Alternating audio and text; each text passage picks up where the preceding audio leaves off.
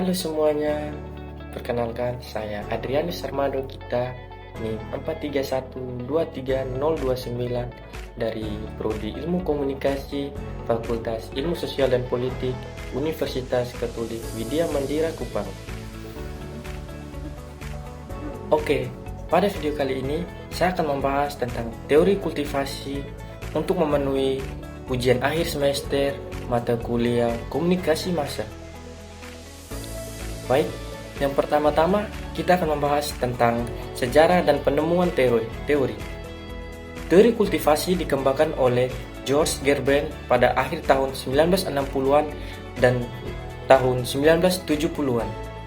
Gerben seorang profesor di University of Pennsylvania dan direktur dari Annenberg School of Communication, menciptakan teori ini sebagai bagian dari proyek penelitian yang lebih luas yang dikenal sebagai Kultur Indikator Project.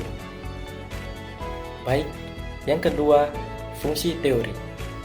Teori kultivasi berfokus pada efek jangka panjang dari paparan media, terutama televisi, terhadap persepsi dan keyakinan individu tentang realitas sosial. Gerben berpendapat bahwa televisi memiliki peran yang sangat kuat dalam membentuk pandangan dunia pemirsanya. Fungsi utama dari teori ini adalah yang pertama, analisis jangka panjang. Pada fungsi pertama ini mengidentifikasikan bagaimana paparan media secara terus-menerus dapat mempengaruhi persepsi individu tentang dunia nyata. Kedua, penyamaan realitas.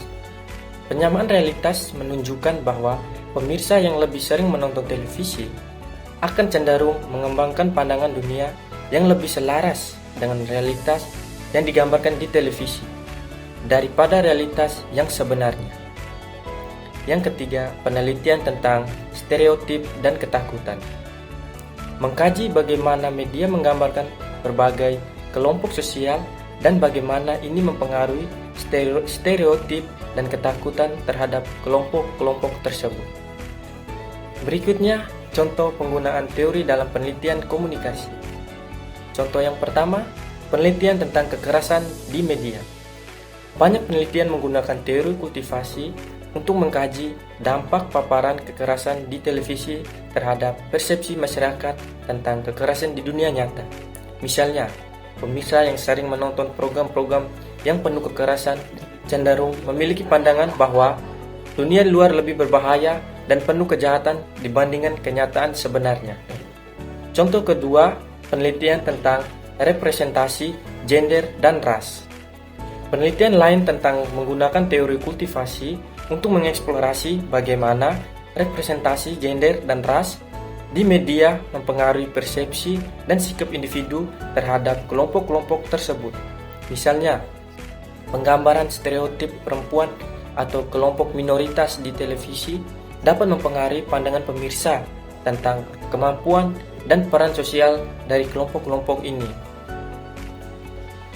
Dan contoh yang ketiga yaitu penelitian tentang kesejahteraan psikologi. Ada juga studi yang menggunakan teori ini untuk mengkaji dampak media terhadap kesejahteraan psikologis individu. Misalnya, penonton yang sering terpapar program-program yang menggambarkan kehidupan mewah dan kebahagiaan yang sempurna dapat mengembangkan perasaan tidak puas dengan kehidupan mereka sendiri. Jadi, kesimpulan yang dapat saya ambil dari teori kultivasi adalah teori kultivasi Gerben memberikan kerangka penting untuk memahami bagaimana media, khususnya televisi, dapat mempengaruhi persepsi dan keyakinan individu tentang realitas sosial. Melalui penelitian mendalam dan berkelanjutan, teori ini membantu kita untuk memahami dampak jangka panjang dari paparan media terhadap masyarakat. Demikian pembahasan tentang teori kultivasi yang dapat saya sampaikan. Terima kasih, sampai jumpa.